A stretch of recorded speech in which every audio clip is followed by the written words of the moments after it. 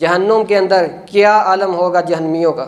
अल्लाह ताला कुरान मजीद के अंदर फरमाते हैं, अल्लाज़ीना कज़्ज़बू बिल किताब, वो लोग जिन्होंने अल्लाह ताला की किताब को झुठला दिया, व बीमा अरसलना बिही रसूलना, और हमारे भेजे हुए रसूलों को झुठला दिया, फसौफ यालमून, अन करीब ऐसे लोग जान लेंगे।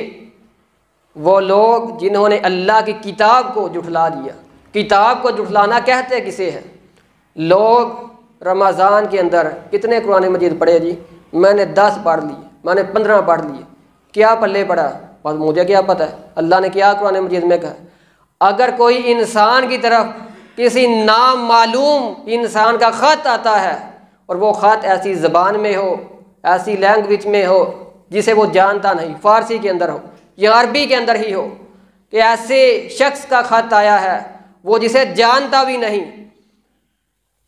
तो क्या करेगा ऐसा बंदा? उस ख़त को बड़े लिफाफों में बंद करके शीशे के अंदर लगा के महफूज जगह पे रख देगा? नहीं, उस ख़त को पढ़ने की कोशिश करेगा, समझने की कोशिश करेगा। अगर खुद इसे ट्रांसलेट करना नहीं आता, किसी ऐसे शख्स के पास जाएगा, ये ख़त अपना ट्रांसलेट करवाइए, बड़ी कोशिश करेगा इसके अंदर लिखा हुआ क्या है, वो इंसान कौन है जिसने मुझे ये ख़त भेजा, इसके अंदर क्या पैगाम दिया हुआ है। उतनी देर इसे सुकून हासिल नहीं होगा जितनी देर उस ख़त को अपनी ज़बान के अंदर ट्रांसलेट करके पढ़ नहीं लेता। तो ये कुरान ही सबसे हकीर किताब हमारी नज़र में है कि सारी उम्र गुजर गई, अल्लाह ने एक ख़त नाज़िल किया है इंसान के ऊपर, कभी पढ़ने की कोशिश नहीं की समझ के। अल्लाह ने क्या अहकामात नाज़िल किए हैं, क्या लिखा है इसके अंदर, समझने की कोशिश नहीं की। वो लोग जिन्होंने इस किताब को झुठला दिया, इस किताब को ना समझा, उसने किताब को झुठलाया है। चाहे कुरान का हाफिज है लेकिन उसकी उम्र गुजर गई, उसने इस कुरान मजीद का तर्जमा नहीं पढ़ा, तफसीर नहीं पढ़ी, समझने की कोशिश नहीं की। हकीकत के अंदर उसने किताब का मजाक उड़ाया है। गूंगे अंधों बहरों की तरह सारी ज़िंदगी पढ़ते रहो, इसलिए कुरान मजीद नाज़िल किया गया है। यह कुरान मजीद के नज़ूल का मकसद हदायत है, इसे समझ के पढ़ना है, हदायत हासिल करना है, इसके मुताबिक ज़िंदगी गुजारना है। जो बंदा अंधों की तरह पढ़ता है उसके लिए क्या अंजाम है।